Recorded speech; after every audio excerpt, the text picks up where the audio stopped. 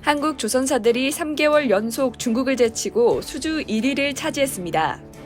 올해 1월부터 7월까지 한국의 수주량은 조선 호황기였던 2008년 이후 최대치를 찍었는데요.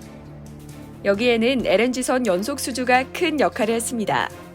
그러자 중국은 고부가 가치 선박 건조 시장에서 한국을 넘어서기 위해 장기전 모드에 돌입했다며 애써 스스로를 위로했습니다. 1일 관영 환구시보는 중한 조선업계 경쟁 가열이라는 제목의 기사에서 중국 조선소들이 장기전을 염두에 두고 혁신 작업을 진행 중이라고 보도했습니다.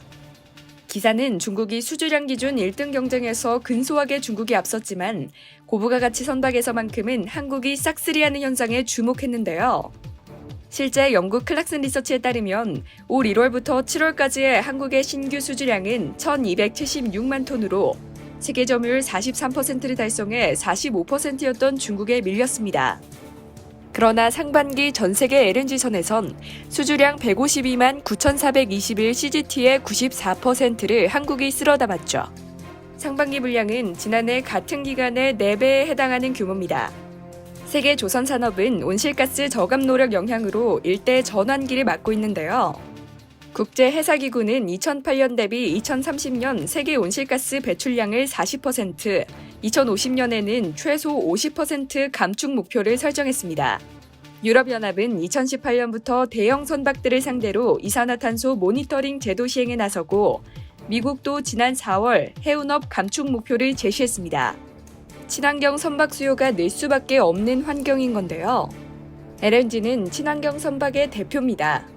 일반 디젤 선박보다 온실가스 배출량이 15에서 21%가량 낮습니다.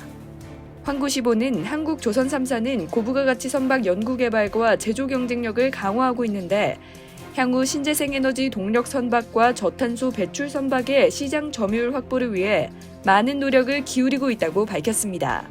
그러면서 한국을 넘어서기 위한 중국 정부와 조선소들의 노력을 소개했는데요.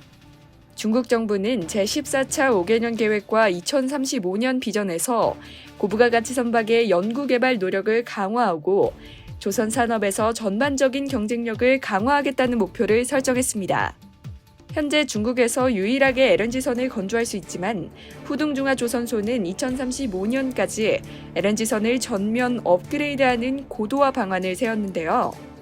장난조선소는 저탄소 스마트 선박을 위한 R&D 센터를 구축하고 5G 빅데이터 등의 기술을 신형 선박에 사용할 계획입니다.